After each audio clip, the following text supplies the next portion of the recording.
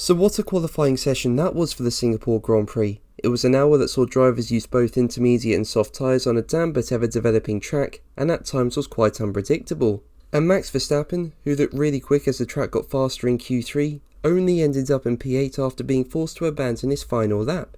And he's now spoken out about the situation, and he seems to be unhappy with Red Bull over the whole situation.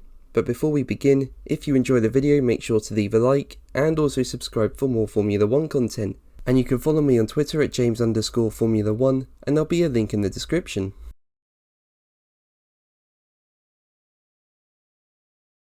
So despite dry conditions after a downpour during the day in Singapore, the track ended up being damp for qualifying.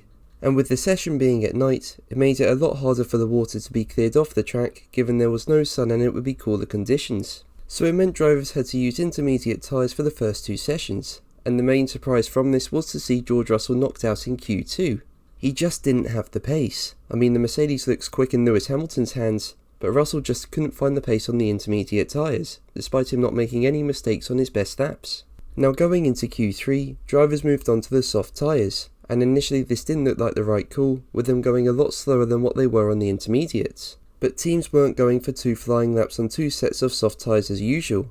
Instead, it was a case of fueling up the cars for the whole session and doing repetitive laps on one set of softs. And this was the better way to do it, as it was always going to take a few laps for the tyre to come up to temperature given the conditions. And they inevitably did, with Leclerc, Perez, Hamilton and Verstappen, the four drivers really showing pace for pole at the end. Now Verstappen made a mistake on his penultimate lap, so decided to abandon it whilst it was so close between Leclerc, Hamilton and Perez in the top three. But after Verstappen made his mistake, he crossed the line for his final run with just a handful of seconds left of Q3, meaning he got the best of the conditions. And with his best lap time nowhere near good enough to be at the front, it had to be a good lap given the times his rivals had done on an ever-changing track. And Verstappen was going well, with his lap time looking like it'd just be enough to get pole. But it didn't happen, with Red Bull calling him into the pits right at the end of his lap as he needed to come back into the garage with a full litre of fuel. Sky F1 say the worry from the Red Bull pit wall was that he'd be below that if he completed his lap, and then would have had to start from the back of the grid. As a result, his best recorded lap time was only good enough for P8, as everyone else improved.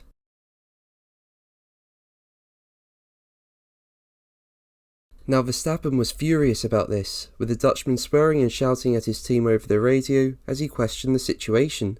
Obviously the reason has all been confirmed now, but on a weekend he can win the championship and has looked fairly strong. Starting P8 is not ideal for him. And in an interview with Sky F1, he said being underfueled was just incredibly frustrating and shouldn't have happened. He added, when you underfuel it or you don't plan to do 6 laps, then at least you track it throughout the session that you're not going to make it.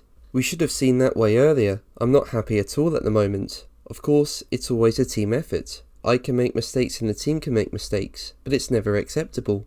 Of course you learn from it, but this is really bad to be honest. It shouldn't happen.